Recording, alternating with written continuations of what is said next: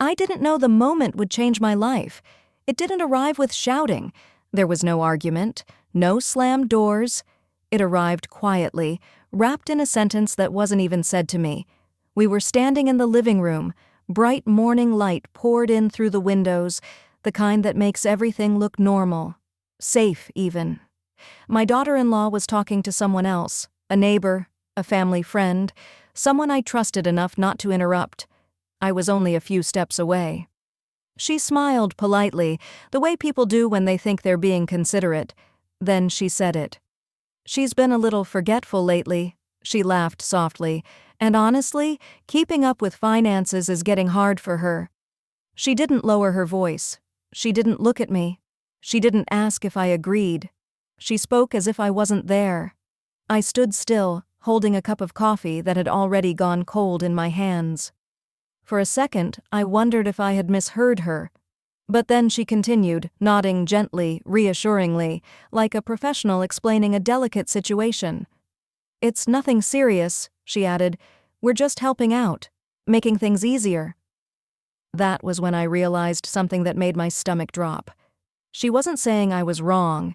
She wasn't saying I made a mistake. She was saying I was confused. And once someone labels you that way, the truth stops mattering. No one turned to ask me anything. No one checked to see if I wanted help. No one asked whether I agreed with what was being said about me, about my mind, my abilities, my life. They just nodded. I looked at my son. He avoided my eyes. He shifted his weight, cleared his throat, and stared at the floor like a child who didn't want to pick a side. That silence hurt more than her words, because in that moment, I understood something clearly, more clearly than anyone gave me credit for. I wasn't losing money first. I was losing my voice. She kept talking about bills, about planning ahead, about how stressful finances can be at a certain age. Each sentence sounded reasonable on the surface, caring, responsible. But underneath it all was something colder: control. I had managed my own finances for decades. I paid mortgages, raised a family, signed contracts, balanced accounts. I survived things that required far more clarity than paying a bill on time. Yet here I was, standing in my own living room, being quietly redefined in front of other people. Not as capable, not as independent, but as someone who needed to be handled. I wanted to say something, anything. I wanted to interrupt, to correct her, to remind everyone that I was standing right there, but I didn't, because I suddenly realized this wasn't a conversation. It was a decision, and it had already been made without me.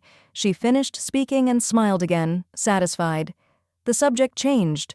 The room moved on. Life continued like nothing had happened. But something inside me had shifted.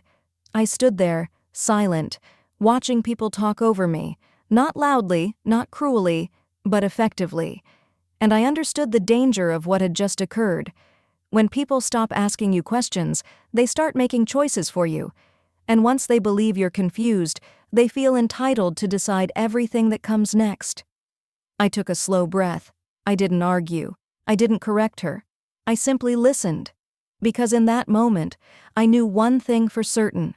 If I spoke now, they would say it proved her point. So I stayed quiet. And that was the beginning of everything. I wasn't always this careful.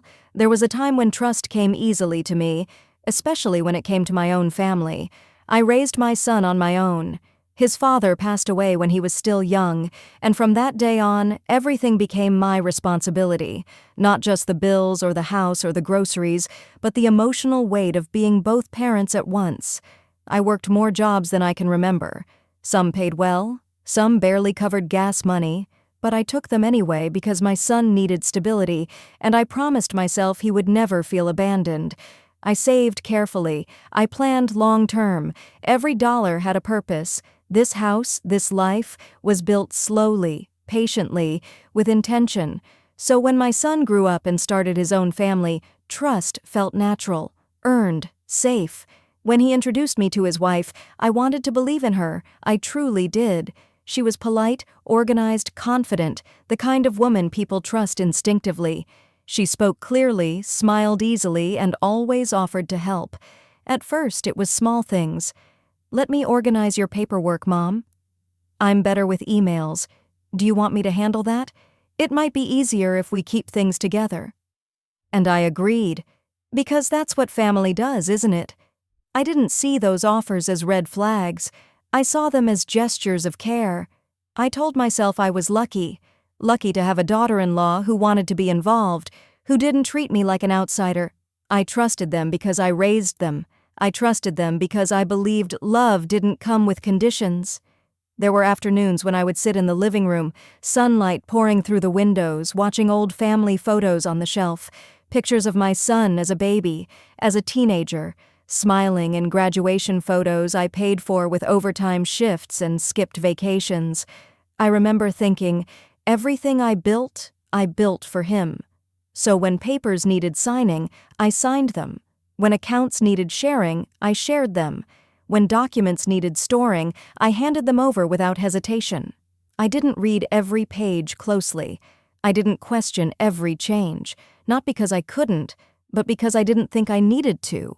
Family didn't need passwords. Family didn't need formalities. Family didn't need protection from each other. That was my belief. I trusted my son to protect my interests the same way I had protected his. I trusted that anything done for convenience would still be done with my consent. There was no fear in those moments, only familiarity, comfort, the quiet pride of a mother watching her child step into adulthood. I had no idea how quickly trust could be redefined, no idea that help could become a doorway, no idea that sharing could slowly turn into surrender. Back then, I thought transparency was a sign of closeness. I thought letting go of control meant peace. I didn't know that trust, once handed over completely, can be very hard to take back. And in those warm, golden afternoons, surrounded by memories and photographs, I never once imagined a future where I would need to prove my own clarity, because at that time, I still believed family meant safety. Looking back now, I can see the moment when trust began to change shape. It didn't shatter, it didn't crack loudly, it simply shifted. At first it felt practical. My daughter-in-law suggested keeping copies of important documents just in case. She offered to store them neatly in folders, labeled and organized. She was good at that, better than me, she said, smiling kindly. I told myself that accepting help didn't make me weak, it made me smart. When emails started going to her instead of me, I didn't question it. She said it was easier to track everything in one place. When bank statements stopped arriving in the mail, she explained that paperless was safer. "Less clutter," she said, "less stress." I believed her. I had lived my life solving real problems: loss, grief, survival. These changes felt harmless by comparison. I thought convenience was a gift, not a warning. Sometimes she would sit beside me at the table, laptop open, explaining things quickly. Numbers moved across the screen. Passwords were typed. Settings were changed. "Don't worry," she would say. "I've got it." And I let her. Not because I didn't understand, but because I trusted that she did. I trusted my son, too. I believed that anything done was done with his knowledge and my best interest at heart. After all, I raised him to be honest, to protect, not to take. When I asked questions, they were answered smoothly, calmly, never defensively. "Everything's the same, Mom. We're just organizing. You don't need to worry about this anymore." That phrase stayed with me. You don't need to worry about this anymore. At the time, it sounded like relief. Later, I would realize it meant something else entirely. There were small moments I ignored, moments I explained away because trusting family felt easier than questioning them, like the time I asked for a copy of a document and was told it was already filed, or when I wanted to review an account and was told, "It hasn't changed." I didn't push, because pushing would mean admitting doubt, and doubt felt disloyal. In the evenings, I would look around my home, the house I worked my entire life to keep, and feel proud. Proud that my son was settled, proud that I could finally rest. I believed I had earned peace. I believed sharing responsibility meant sharing respect. What I didn't understand yet was this: trust once given without limits, can slowly erase boundaries. And boundaries, once gone, are rarely missed, until they're needed. I still saw myself as the head of my own life. I still believed my name meant authority. I still believed that being included was automatic. No one had told me otherwise. That's why the shift was so dangerous. It happened quietly under the language of care. I didn't feel threatened. I felt supported.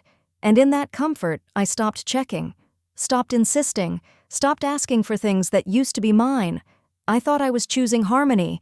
I didn't know I was stepping aside. Trust didn't disappear all at once. It thinned. It stretched. It transformed into something I couldn't quite define, but I sensed it changing long before I had the courage to name it. And still, I believed. Because I raised my son. Because I welcomed his wife as family. Because I thought love made rules unnecessary. That belief stayed with me, right up until the moment I realized trust had been used to quietly move me out of the center of my own life. But that realization hadn't arrived yet, not in this chapter. At this point, I still believed that family meant protection. And I had no idea how much that belief would cost me. The first time it happened, I told myself it was nothing. We were sitting around the dining table, the kind of casual gathering where no one expects anything important to be decided. There were plates on the table, voices overlapping, the low hum of conversation filling the room. Someone asked me a question. I opened my mouth to answer. And before a single word left my lips, my daughter-in-law spoke. "Oh, she doesn't really keep track of that anymore," she said, smiling lightly. "I've been helping her with those details." The room nodded. No one looked at me. I froze, not because I didn't know what to say, but because I hadn't expected to be spoken over so smoothly, so confidently, as if it were already understood. I laughed it off. I told myself she was just being helpful, that maybe she thought she was saving me the trouble, but something about it stayed with me. After that, it started happening more often. Whenever finances came up, she answered. Whenever someone asked about plans, paperwork, or decisions, she stepped in, always calmly, always politely. She prefers not to worry about those things. It's better if one person handles it. We've already taken care of it. Each sentence sounded reasonable, responsible, even considerate, but none of them were said to me. They were said about me, and every time it happened, I noticed the same pattern. No one questioned her. No one turned to confirm. No one asked me if that was true. It was as if my presence had become optional. I would sit there, hands folded in my lap, listening as decisions were explained, decisions I hadn't made, discussions I hadn't been part of. She started speaking for me. That thought crept into my mind quietly, like a whisper I didn't want to hear. At first, I blamed myself. Maybe I had been too passive. Maybe I had let things go too easily. Maybe I had created this situation by trusting too freely. But the discomfort didn't fade. It sharpened. I began to notice how carefully her words were chosen. She never said I was incapable. She never said I was wrong. She framed everything as care. She's had a lot on her mind. She doesn't need to be burdened. We're just trying to make things easier for her. Easier for whom? I started watching people's reactions, the nods, the relieved smiles, the way conversations moved forward without me, smoother now that I was no longer part of them. It was subtle. That's what made it dangerous. If she had been rude, I could have confronted her. If she had been cruel, I could have defended myself. But she was gentle. And gentleness, when used this way, leaves no obvious mark. I remember one dinner in particular. Someone asked about an account, one that was still in my name. Before I could answer, she leaned forward slightly. "Oh, that's all set," she said. "We've already handled it." I felt a tightening in my chest. We. I had no memory of agreeing to anything. No recollection of a conversation where I had handed over that authority. But everyone else seemed satisfied. The question was dropped. The moment passed. I told myself not to make a scene, not to be sensitive, not to appear defensive, because suddenly I understood the risk. If I objected, it would sound like confusion. If I insisted, it would sound like resistance. If I questioned her, it might confirm the image she was quietly building. So I stayed quiet, and in that silence, something shifted. I wasn't being erased loudly. I was being rewritten. People began to see me through her words instead of my own. My competence filtered, my opinions summarized, my authority softened into something vague and negotiable. I began to feel uneasy in conversations that once felt natural. I hesitated before speaking. I waited for openings that never came. And the most unsettling part was this: no one thought they were doing anything wrong, because she never raised her voice, never demanded control, never said she was in charge. She simply spoke, confidently, consistently, and the world adjusted around her. That was when doubt settled in my chest for the first time. Not doubt about my memory, not doubt about my mind, but doubt about my place. It didn't happen all at once. That's what made it so hard to name. There was no single argument I could point to, no moment dramatic enough to justify alarm. Instead, there were pauses, small, quiet pauses where my voice used to be. I started noticing how conversations were arranged, where people sat, who spoke first, who concluded, and almost without exception, my daughter-in-law positioned herself as the translator of my thoughts. If someone asked me how I was feeling about a decision, she would smile and answer before I could finish inhaling. "She's fine with it," she'd say. "She trusts us. She doesn't want to get into the details." The word trust kept appearing, used like a seal of approval, a way to move forward without checking. I tried once to interrupt, to gently clarify. I began. She laughed softly. "See? She worries herself. That's why we help." The room chuckled. I felt heat rise in my face, not from anger, but from the sudden awareness that the rules had changed. Speaking up no longer sounded like participation. It sounded like proof of something being wrong with me. From that day on, I began measuring my words. I learned which topics invited interruption, which questions were redirected, which silences were encouraged. When finances came up, I was guided away from specifics. When decisions were discussed, they were already framed as conclusions. "We talked about this. We agreed on this. It's already handled." Handled by whom? I started to notice how my son responded. He didn't challenge her. He didn't correct her. When she spoke for me, he nodded, sometimes quickly, sometimes reluctantly, but always enough to validate her version of events.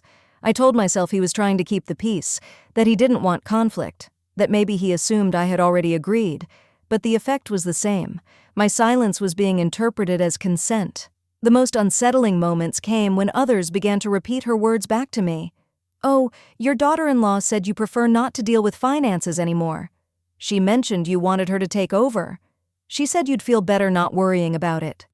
I stood there, listening to my own life being summarized by someone else. That's when I realized this wasn't about help. It was about narrative. Whoever controls the story controls the outcome.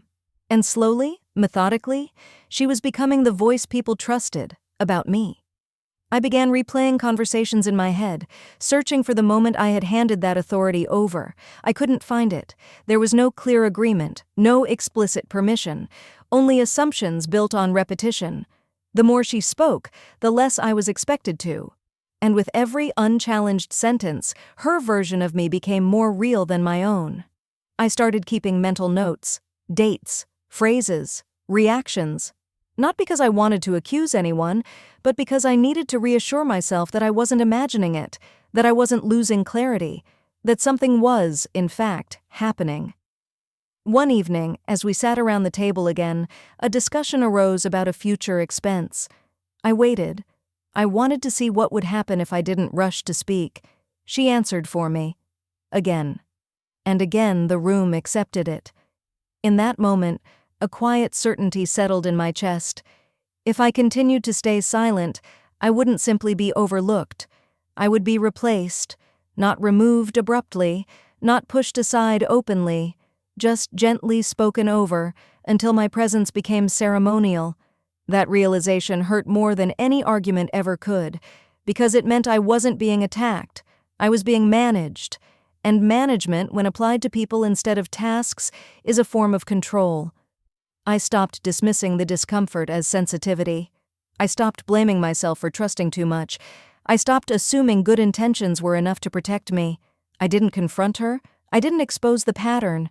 Not yet. Instead, I observed. I listened more closely.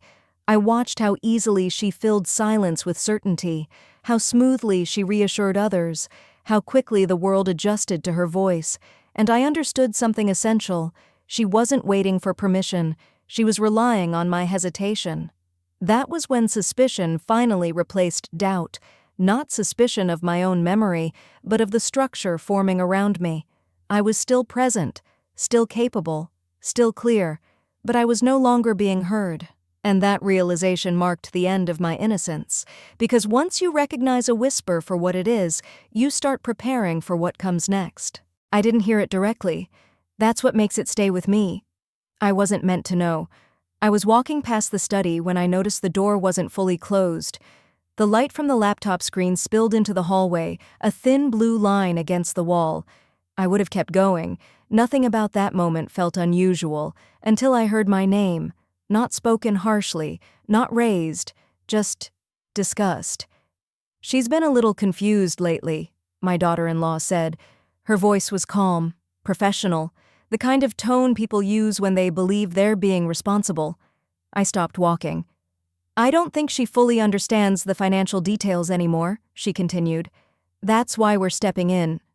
There was a pause. I could hear typing on the other end of the call. Or maybe it was someone listening carefully. I leaned slightly closer to the door, my heart pounding, not with fear, but with disbelief. She wasn't arguing about money. She wasn't disputing ownership. She wasn't even criticizing my decisions. She was questioning my mind. "She's still sharp in other ways," she added quickly, as if that softened the statement. "But numbers, documents, those things are harder for her now." I felt something cold move through my chest, because once someone says that out loud, once it's said to a lawyer, a bank, an institution, it doesn't disappear. It becomes a record, a suggestion, a doubt planted where authority lives. I stood there, listening as my competence was gently dismantled. No insults, no raised voices, just a careful narrative being constructed without me. I realized then that this wasn't about help. It was about positioning. If I was confused, then decisions could be made for me. If I was confused, then consent became flexible. If I was confused, then silence could be interpreted as incapacity. The call continued. She spoke about accounts, about access, about protecting everyone involved. Protecting whom? I pressed my palm against the wall to steady myself. I wasn't shaking, but my body needed something solid to lean on. I had handled my finances for decades. I had navigated grief, loss, legal paperwork, and survival. I had signed contracts that shaped entire futures. And now, standing in my own home, I was being reframed as someone who couldn't be trusted with her own affairs. I didn't burst into the room. I didn't confront her. Not because I was afraid, but because I understood something critical in that moment. If I challenged her now, she would say it proved her point. Confusion, they would call it, emotional response, sensitivity, so I stayed where I was. I listened as she continued, carefully choosing words that sounded concerned rather than controlling, responsible rather than opportunistic. "She's better off not worrying," she said. "We just want to make sure everything's handled correctly. Handled by people who were already speaking on my behalf." When the call ended, I stepped back quietly, returning to the hallway as if nothing had happened. My footsteps sounded too loud to me, even though the house was still. I went to the kitchen and sat down at the table. The surface was cold beneath my fingers. Sunlight streamed through the window, bright and ordinary, completely unaware of what had just shifted. That was the moment humiliation set in, not sharp or explosive, but slow and heavy, not because she said it, but because she felt entitled to say it about me. I replayed her words in my mind again and again. Confused, doesn't understand. We're stepping in. Each phrase was designed to move power away from me without ever naming the transfer. I understood now why she had been speaking for me, why she had answered questions before I could, why she had softened my presence in conversations. She wasn't just managing finances, she was managing perception, and perception, once altered, is harder to reclaim than money. That was when the cold realization settled fully into place. She didn't need to take my money. She just needed to make people believe I shouldn't have it. I didn't sleep that night, not because I was afraid, but because my mind wouldn't stop tracing the consequences of what I had heard. Every sentence she spoke replayed itself with a different meaning once I understood the stakes. This wasn't gossip. This wasn't family tension. This was documentation in progress. When someone tells a bank or a lawyer that you're confused, it doesn't sit harmlessly in the air. It lands. It files itself away. It waits for the moment it's needed. I sat at the kitchen table long after the house went quiet, staring at the dark reflection of my face in the window. I didn't recognize the woman looking back, not because she seemed lost, but because she looked underestimated. I opened my laptop and checked my email. Nothing unusual at first. Then I noticed small changes I had overlooked before. Messages I used to receive now addressed to someone else. Notifications that stopped coming. Language that shifted from you to we. I felt the humiliation rise again. Not hot, not loud, but dense. She wasn't taking my money, she was taking my credibility. I understood then why she never argued about ownership, why she never challenged my name on anything. She didn't need to. If she could convince institutions that I lacked clarity, she wouldn't have to fight me. She could simply step around me. The realization was chilling. I thought about confronting her, about demanding explanations, about calling my son into the room and repeating every word I had overheard. But I knew how that would end. They would say I misunderstood. They would say I was emotional. They would say this was exactly why they were worried. Once someone questions your mind, anger becomes evidence. So I chose something else. I chose restraint. The next morning, I watched her as if I were seeing her for the first time. How careful she was with language. How calm she appeared. How easily she wore concern like a badge of responsibility. She didn't avoid me. She didn't act guilty. She smiled. She asked if I slept well. That confidence told me everything. She believed the ground beneath me had already shifted. And maybe it had, but not in the way she thought. I began gathering information quietly, not to accuse, not to expose, just to understand the framework she was building around me. I learned how easily access could be redirected, how authority could be assumed without formal transfer, how words like confused, forgetful, overwhelmed could open doors that locks could not. The danger wasn't that I would lose money overnight. The danger was that one day I might wake up and be told decisions had already been made for my own good. That realization hardened something inside me. Not anger, not bitterness, clarity. I didn't feel betrayed in the way people describe betrayal. I felt replaced, quietly rewritten as someone who needed supervision. That was the humiliation. Not being attacked, but being reduced. I stood in my own home and realized I had become a subject of discussion rather than a participant, a file rather than a voice. And yet, even then, I didn't rush, because I understood something essential. The moment I accused her, she would accelerate. The moment I defended myself emotionally, she would gain proof. What I needed wasn't confrontation, it was confirmation. So I started preparing, not loudly, not visibly, but deliberately. I made lists, not of grievances, but of facts, dates, accounts, access points.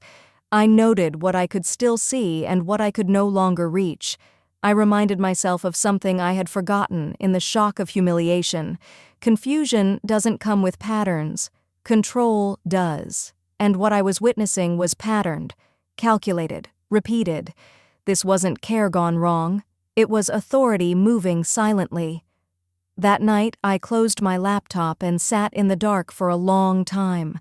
The house felt different. Not unsafe, but unfamiliar. As if rooms I had built were being rearranged without my permission. I didn't cry. I didn't panic. I accepted the truth as it was. She had questioned my mind, and by doing so she had crossed a line that could not be uncrossed.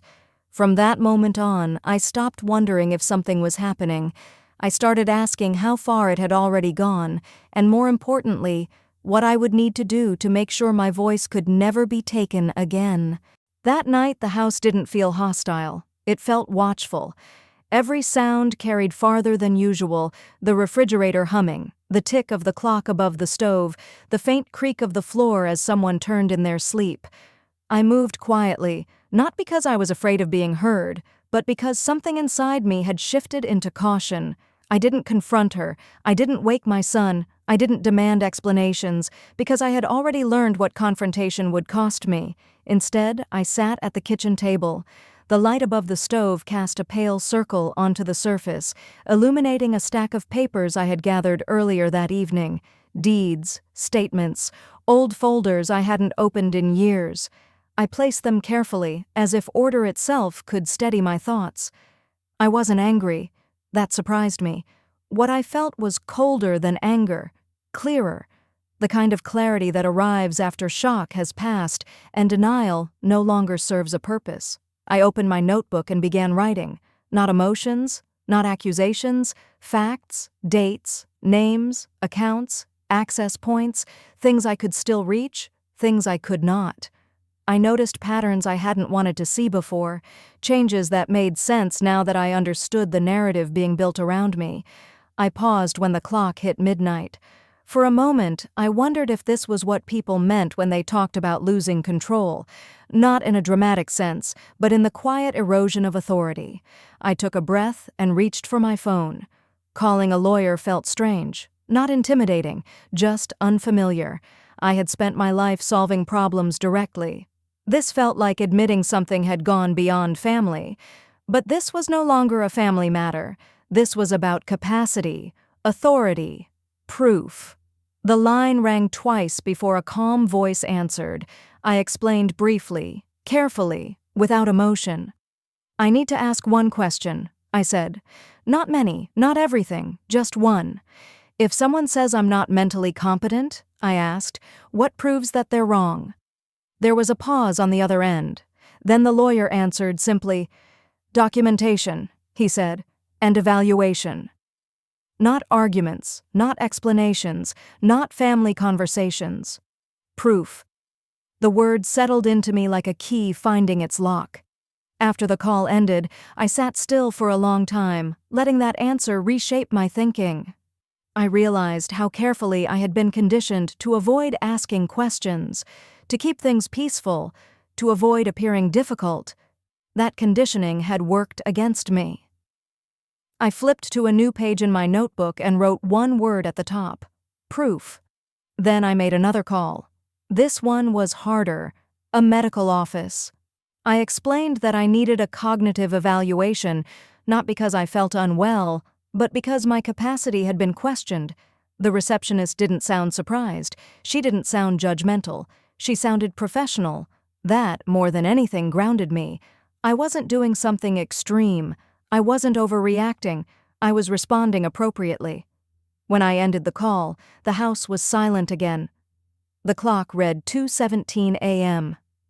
I poured myself a glass of water and stood by the window, looking out at the dark yard.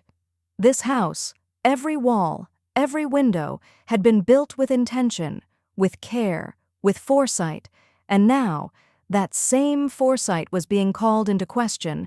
I understood then why I couldn't argue. Arguments depend on interpretation. Proof does not. If I raised my voice, it would be called emotion. If I defended myself, it would be called denial. But if I asked for proof, real, documented proof, the conversation would change. I returned to the table and gathered my papers into a neat stack. I placed my notebook on top and closed it gently. This wasn't revenge. It wasn't punishment. It was protection. For the first time since overhearing that conversation, I felt steady. Not because the danger had passed, but because I knew what to do next. I didn't need to convince anyone. I just needed the truth, written clearly enough that no one could speak over it. And in that quiet kitchen, as the night edged closer to morning, I made a decision I wouldn't undo. I would stop reacting, and I would start preparing. By the time the sky began to lighten, I had stopped pacing. The night had done its work. I sat again at the kitchen table, this time with a different posture, straighter, steadier. The papers were no longer scattered. They were aligned, stacked, labeled. I wasn't trying to remember anymore. I was organizing. I reviewed the notes I'd written earlier, checking them against what I could still access: account numbers, property records, dates that mattered, dates that would matter soon. There was a quiet satisfaction in that process, not pleasure, not relief, but recognition. I wasn't lost. I wasn't overwhelmed. I was methodical. That mattered. I thought about the way she had spoken on the call, how effortlessly she framed concern as authority, how easily doubt had been placed where trust used to live. If she believed my strength lay in silence, she was right. But she had misunderstood the kind of silence I was choosing. This wasn't retreat. It was calibration. I opened my calendar and marked the appointments I had just made, one with the lawyer, one with the doctor, two professionals whose only loyalty would be to evidence. No family dynamics, no emotional leverage, no interpretations softened by affection, just assessment. I considered briefly whether I should tell my son what I was doing. The thought passed quickly. Information, I had learned, travels faster than intentions, and until I understood the full scope of what had been said about me, I wouldn't offer anyone the chance to reinterpret my actions. The clock reached 4:05 a.m. I poured another glass of water and stood at the sink, watching the faucet drip. Each drop landed with the same sound, consistent, undeniable. Proof had a rhythm like that. I realized then how much energy I had spent over the years avoiding conflict, smoothing edges, letting things go, believing that peace required me to be flexible.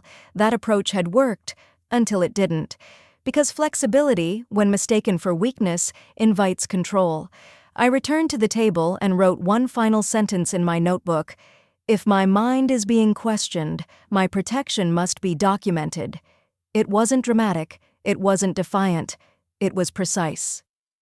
As dawn approached, the house began to wake. I heard movement upstairs, doors opening, footsteps, ordinary life resuming, unaware that the balance had shifted.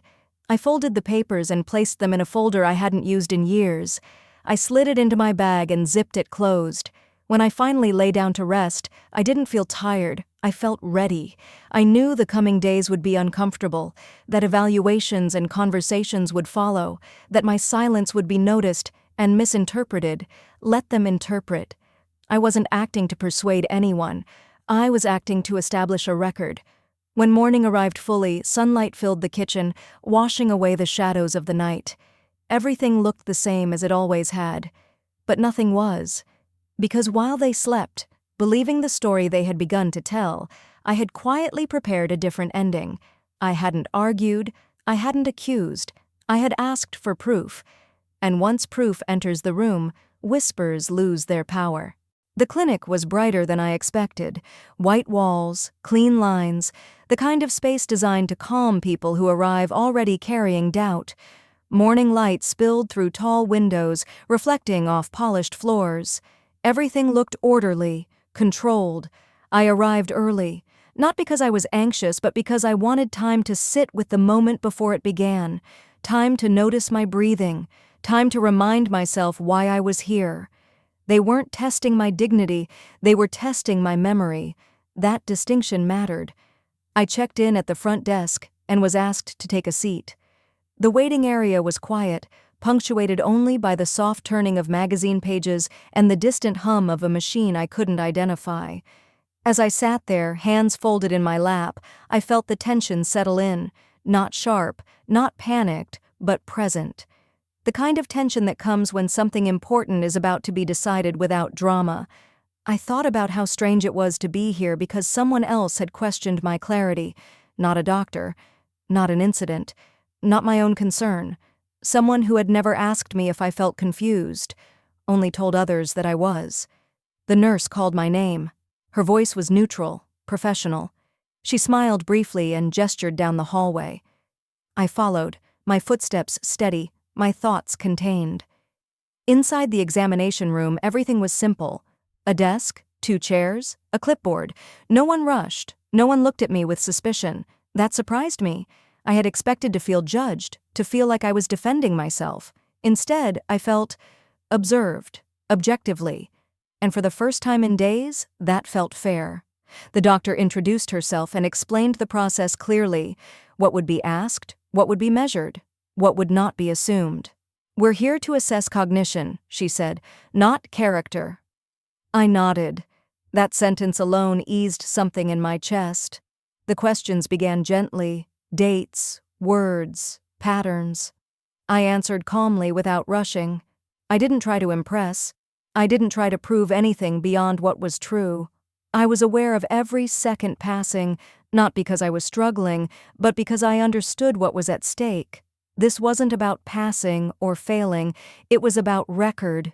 Each answer, each response, each moment of clarity was being documented, not interpreted by family, not filtered through concern or convenience, recorded. As the evaluation continued, I noticed something else. I wasn't nervous. I was focused. The tension I had felt earlier wasn't fear of being found lacking. It was frustration. Frustration that my competence had been questioned at all. I thought about the night I overheard that call, about the way my daughter-in-law had spoken so confidently, about how easily doubt had been planted.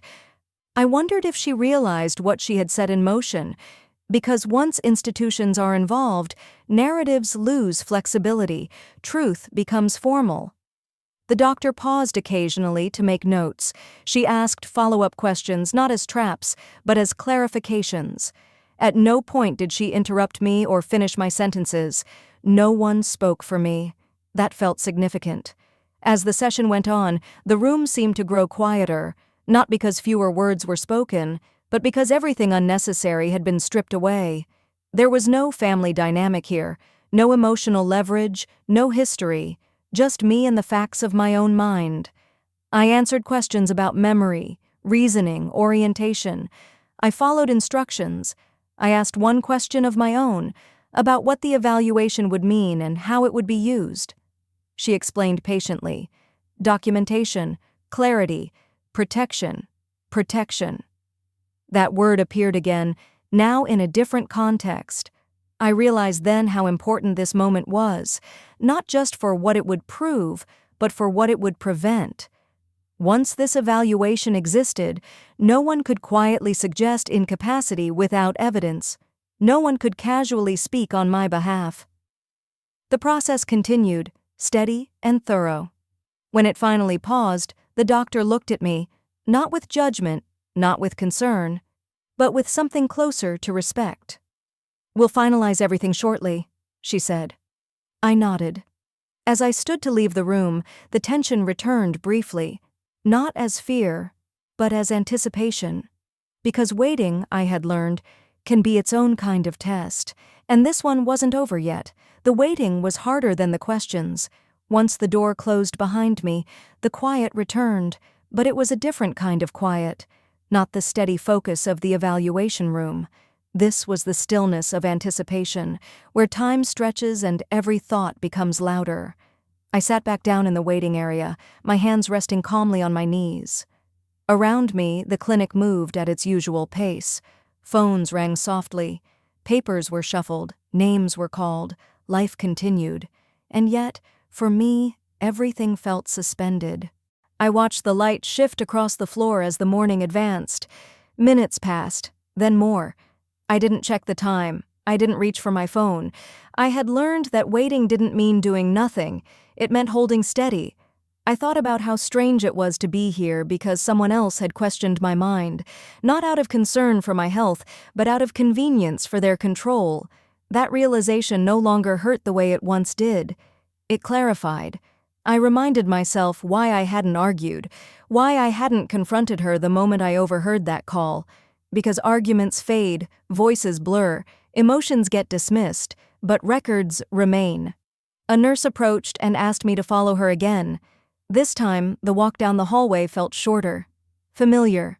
The doctor greeted me with the same professional calm. She didn't rush. She didn't dramatize. She explained what the evaluation showed, methodically, carefully. My attention sharpened with each sentence, not because I was nervous, but because I understood how powerful documentation could be when words had been used against me. She spoke about orientation, memory, reasoning, judgment, all intact, all clearly demonstrated. She didn't say it triumphantly. She didn't need to. The absence of doubt was enough. I listened, absorbing not just the conclusions, but the tone in which they were delivered. There was no hesitation, no qualifying language, no for now, just clarity. I asked one final question, the same one I had written in my notebook days earlier. "Will this be documented clearly?" I said. She nodded. "Yes," she replied. "It will be part of your official record." Official. That word settled everything. I thanked her and stood up, my movements unhurried. When I left the room, the hallway felt brighter, not because the lights had changed, but because something heavy had been lifted. The tension I had carried for days loosened its grip, not into relief, but into certainty. I wasn't confused. I hadn't been confused. And now, that truth existed outside of me. I stepped outside into the daylight. The air felt cool and clean. Cars passed, people walked by, unaware of how much had just been decided. I didn't feel the urge to call anyone, not my son, not my daughter-in-law. There would be time for conversations later, if they were even necessary, because something fundamental had shifted. Before, my clarity existed only in my own knowing. Now, it existed in writing. And once something is written, clearly, professionally, it cannot be whispered away. As I drove home, I thought about how differently this day might have gone if I had approached it emotionally, if I had tried to prove myself through words instead of process. I was grateful I hadn't. They had tested my memory, not my dignity. And dignity, I realized, doesn't come from defending yourself loudly. It comes from refusing to let others define you quietly. When I pulled into my driveway, the house looked the same as it always had. Familiar, solid, mine. But I walked inside knowing something had changed. The whispers no longer had a place to land. And for the first time since my daughter-in-law had begun speaking for me, I felt fully present again, not because anyone had given me permission, but because I had secured it myself. What came next would not be about proving my mind. It would be about reclaiming my voice. The room was quieter than I expected. Not tense, not dramatic, just still. We sat around the table the same way we always had. The same chairs, the same polished surface, the same sunlight filtering through the windows as if nothing significant were about to happen. That was the strange part. Everything looked ordinary, except this time I wasn't. The lawyer arrived on time. He greeted everyone politely, professionally, and took a seat across from me. He placed his briefcase on the table, opened it carefully, and removed a thin folder. No speeches, no warnings, no emotional build-up, just paper. I noticed my daughter-in-law watching him closely.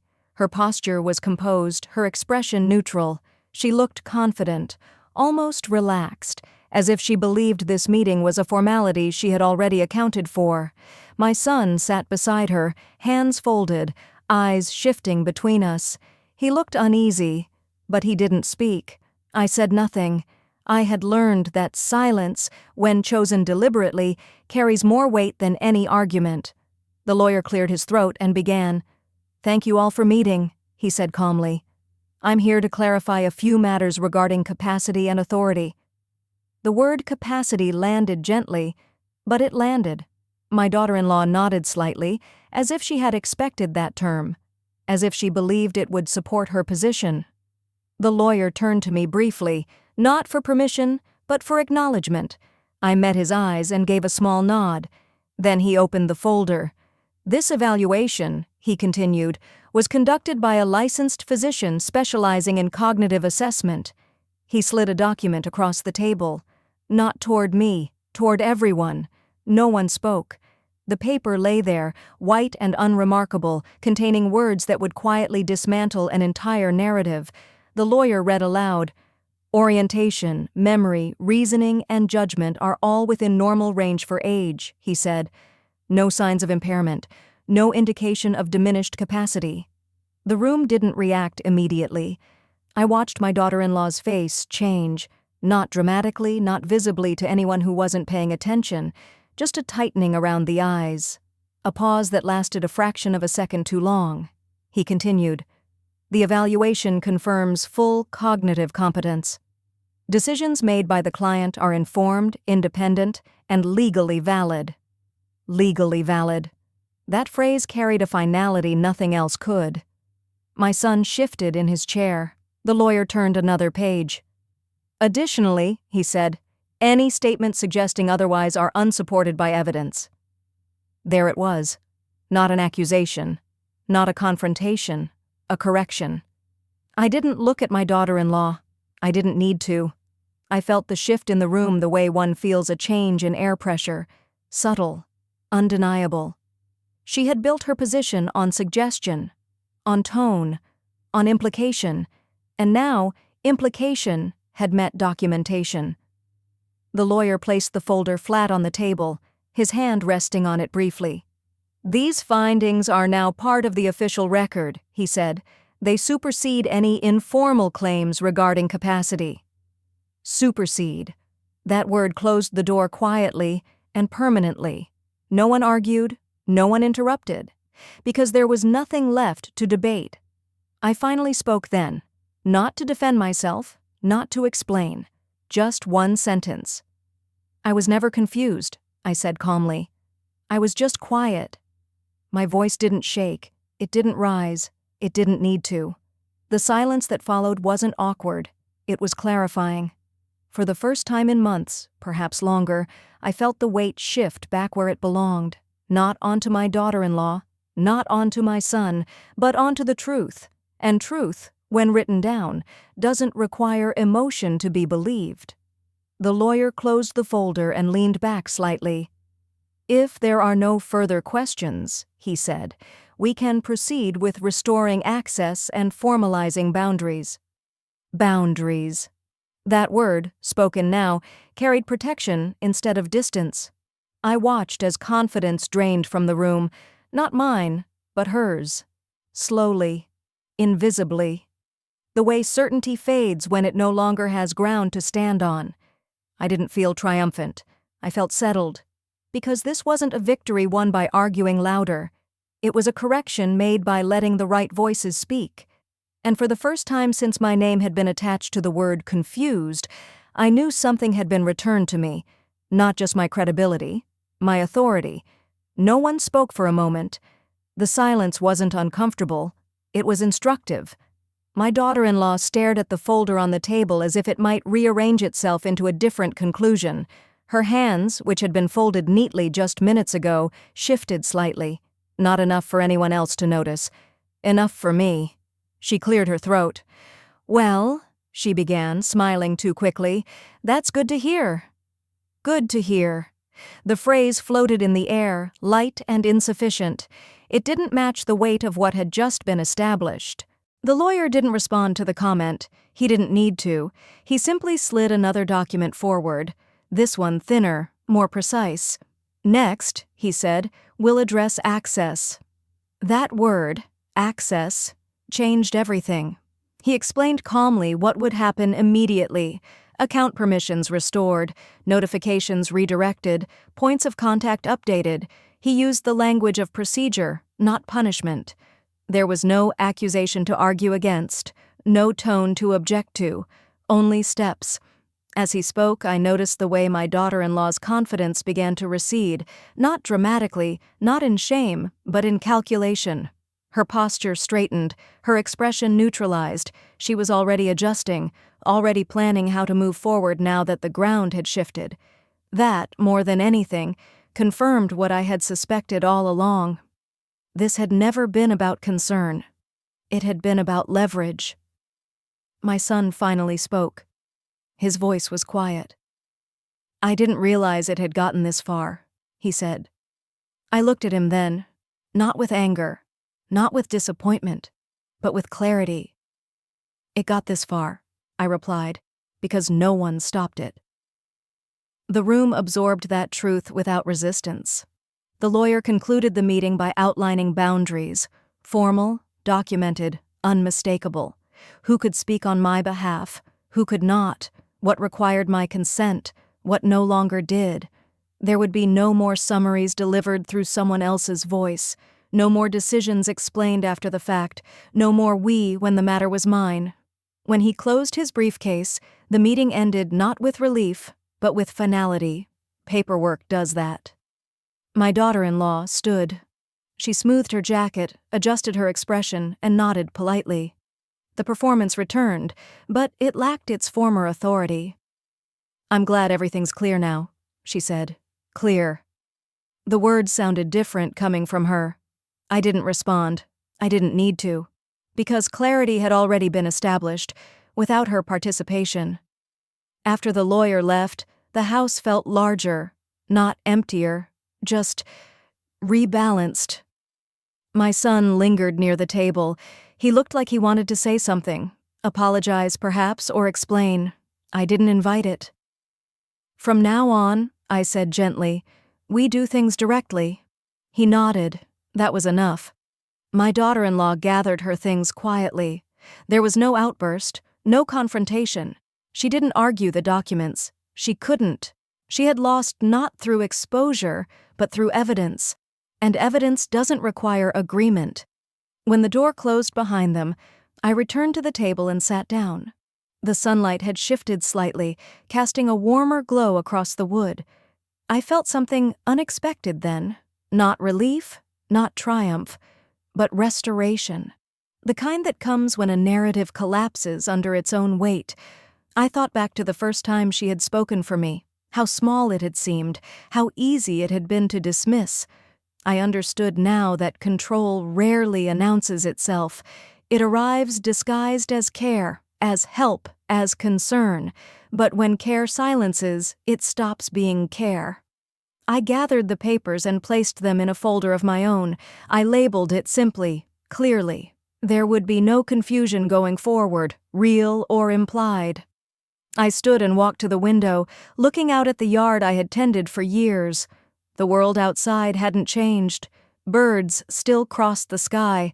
Cars passed. Neighbors went about their days. But inside, something fundamental had been returned to me.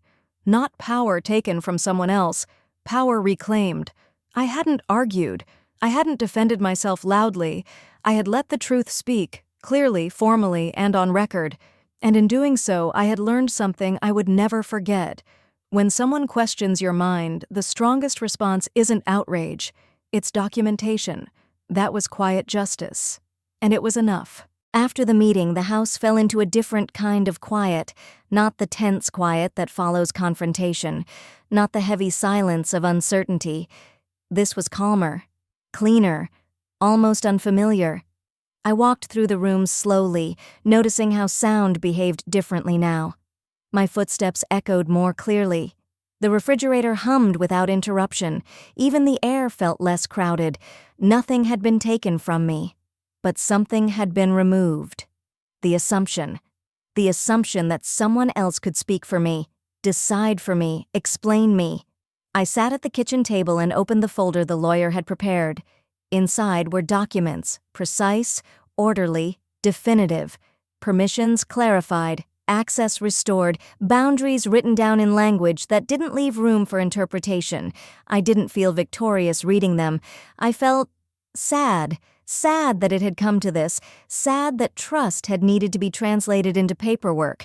I thought about how easily words like help and care can be used to blur lines, how quickly concern can turn into representation, how representation, once accepted, becomes authority. That was the part that hurt the most, not the attempt to control my finances, but the quiet belief that I no longer needed my own voice. I closed the folder and placed it inside the small safe I kept in the hall closet. The click of the lock sounded final, but not harsh, protective. I had learned that boundaries don't have to be loud to be firm. Later that day, my son called. His voice was hesitant, careful.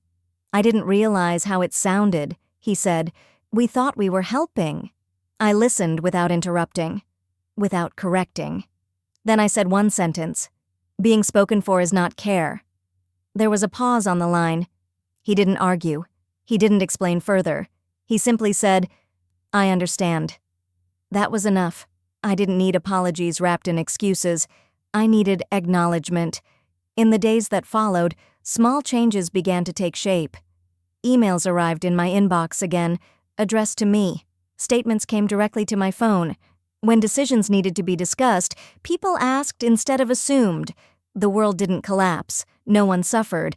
Life simply adjusted to include me again. That realization brought a quiet sadness with it, not because I regretted my decision, but because I saw how easily inclusion can be withdrawn without anyone noticing. I spent an afternoon sorting through old papers, some decades old, deeds, letters, photographs tucked between official pages, proof of a life lived deliberately. I realized then that independence isn't something you announce, it's something you maintain, and maintenance requires boundaries. I wrote them down, not as rules for others, but as reminders for myself. No one speaks for me, no one represents me without consent, no one decides what I need without asking. These weren't punishments, they were protections. The house felt peaceful that evening. I made myself dinner and ate alone at the table, not lonely, but present. I didn't rush. I didn't fill the silence with noise. I let the quiet settle. There was grief in that quiet, grief for the version of family I had believed in, grief for the ease I once felt when trust didn't need to be defended, but there was also relief, because peace that comes from clarity lasts longer than comfort built on assumption. As night fell, I turned off the lights one by one and stood for a moment in the hallway. The house was mine, not just legally, but fully again, and for the first time since my voice had been softened into someone else's summary, I felt something steady return, not control, agency. The days that followed didn't explode into conflict. They thinned out. Conversations became shorter, invitations fewer, messages more careful, measured, almost formal. Not cold, exactly, just restrained. At first, I wondered if that meant I had lost something. Then I realized what I had lost was the noise. No one asked me to just let it go. No one summarized my thoughts before I could speak. No one told a story about me while I stood in the same room. The space that opened up felt unfamiliar, but it wasn't empty. It was quiet on purpose. I noticed how people began to wait, just a second longer, before responding when I spoke. How questions returned to their proper direction. How decisions paused until I was included. Small changes, structural changes, they mattered more than apologies ever could. I set new routines for myself, not out of fear, but out of respect for what I had learned. Documents were reviewed monthly, accounts checked regularly. Contacts listed clearly with roles defined, not assumed. Clarity became a habit.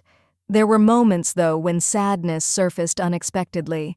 A memory would catch me off guard, a holiday planning conversation, a family dinner where laughter had once flowed easily. I mourned that ease. Boundaries, I learned, don't come without grief, because they mark the place where hope met reality. One afternoon, my daughter-in-law sent a message. Polite, careful. She asked if I wanted help reviewing something, an offer framed correctly this time. I read it twice before responding. "No, thank you," I wrote. "I've got it." There was no anger in my reply, no lesson attached, just a clear line drawn with calm ink. She didn't push. That, too, was a change. I began to understand that boundaries don't teach others how to behave, they teach you how to respond, and in doing so, they quietly retrain the room. The house reflected that shift. It felt settled, lighter. I rearranged a few things, not dramatically, just enough to make the space unmistakably mine again. A chair moved closer to the window, papers organized into labeled folders, the safe checked, then left alone. Nothing hidden, nothing exposed, balanced. At night, I slept better, not because I trusted everyone again, but because I trusted myself. I had learned how to recognize the early signs of overreach, how to name them without drama, how to stop them before they took root. Being spoken for, I realized, is not care. Care asks, care listens, care waits for consent. Anything else is control wearing a softer coat. When family gathered again weeks later, the atmosphere was different, gentler, but also more distant. I didn't try to bridge that gap. Distance, when earned, is not rejection, it's alignment. I noticed how often people equate peace with proximity, but peace, I discovered, is about posture, about how you hold yourself when others enter your space. I held myself upright now, quietly, firmly. There was sadness in that. Of course there was. A part of me would always wish things had unfolded differently, more honestly, more gently, but regret didn't guide my steps anymore. Respect did. As the season changed, I stood one morning in the hallway and listened to the house breathe, the click of the heater, the distant sound of birds, the steady hum of a place that knew its owner. I didn't need to announce my boundaries again. They were already in effect, written, understood, kept. And in that steady quiet, I felt something settle that hadn't been there before. Not loneliness, autonomy, the kind that doesn't demand attention, the kind that doesn't raise its voice, the kind that simply exists and expects to be respected. The morning arrived without ceremony, no urgent calls, no questions to answer, no one waiting for me to explain myself. I stepped onto the porch just as the sun began to rise. The light was soft, almost hesitant, as if it didn't want to interrupt the stillness. I wrapped my cardigan around me and stood there, breathing in the cool air. For the first time in a long while, I wasn't being observed. Not by family, not by professionals, not by suspicion. There was no assessment scheduled, no paperwork pending, no one measuring my words for clarity or coherence. I realized then how deeply that constant evaluation had shaped me, how carefully I had chosen phrases, how often I had second-guessed my own pauses. All of that was gone. I watched the street wake up slowly. A neighbor's car pulled out of the driveway. A dog barked once, then settled. Ordinary life unfolded without needing anything from me. And that was the point. I went back inside and made myself breakfast. Nothing elaborate, just toast and coffee prepared without interruption. I sat at the table alone, not because I had been left behind, but because I had chosen solitude over performance. I didn't need witnesses anymore. There was a time when I believed being included meant being involved in everything, every decision, every conversation, every plan. But inclusion that requires proof is not inclusion. It's inspection. I had passed their tests, but more importantly, I had ended them. I no longer lived under review. That freedom didn't arrive with applause. It arrived quietly, the way truth often does, unannounced, but unmistakable. Later that morning, I reviewed my calendar. The appointments I had once dreaded were gone. In their place were things I had postponed for years: a walk by the lake, a lunch with an old friend, an afternoon spent reading without glancing at the clock. None of these moments required permission. I noticed how my body moved differently now, less guarded, less alert. I wasn't listening for footsteps behind me or weighing how my actions might be interpreted. I was simply living. I thought about the word min-man, how it had been used as a threshold I had to cross to earn autonomy, as if clarity were a gate others could open or close. But clarity, I had learned, isn't proven through tests alone. It's proven through consistency, through lived experience, through knowing who you are when no one is watching. And I knew myself. I spent the afternoon tending to small things, watering plants, organizing a drawer that had been ignored for too long, tasks that didn't matter to anyone else but mattered to me. Ownership, I realized, isn't just about assets or documents. It's about attention, where you place it, who you give it to, whether you spend it defending yourself or living.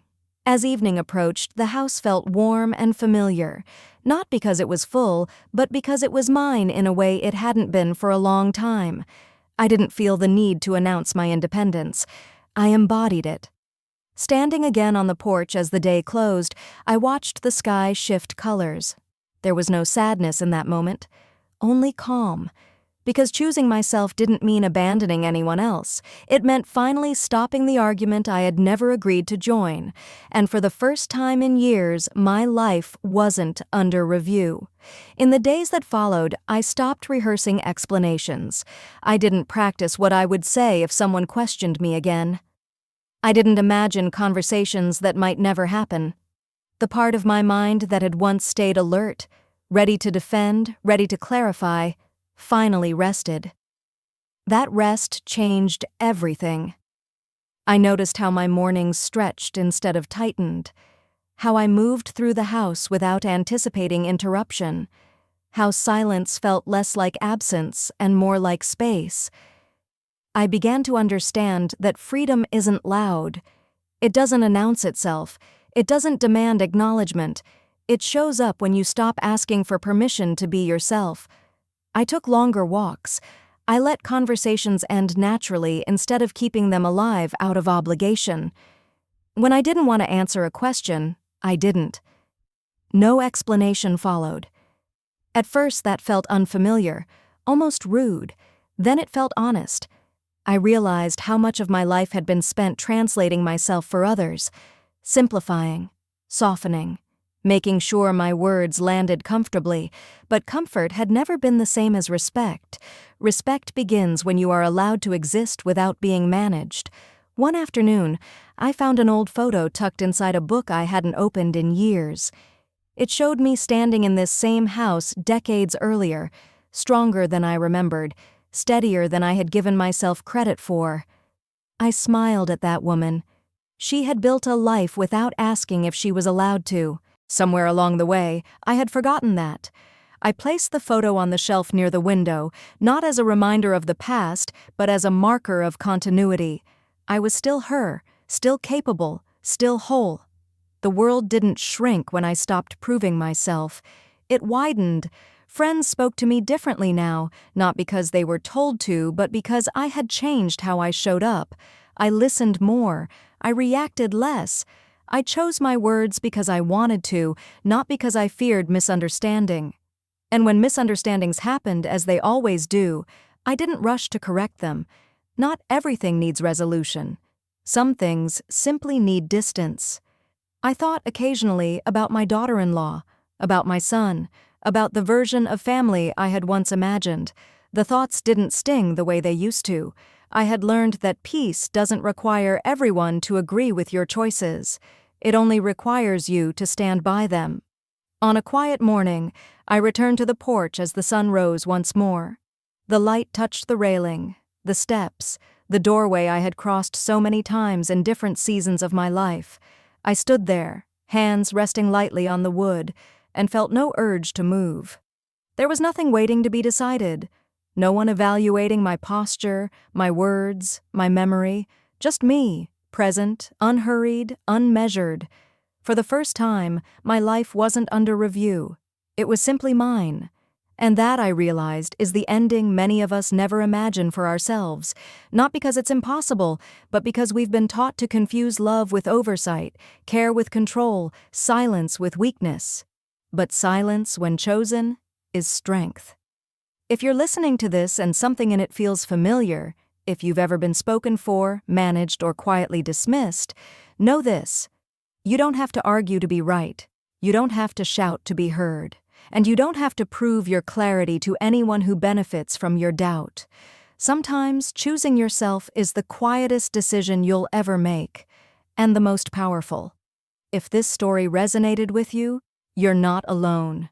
Share your thoughts or simply stay a while. There are more stories here, told slowly, honestly, and without judgment. Because peace doesn't need permission, and neither do you.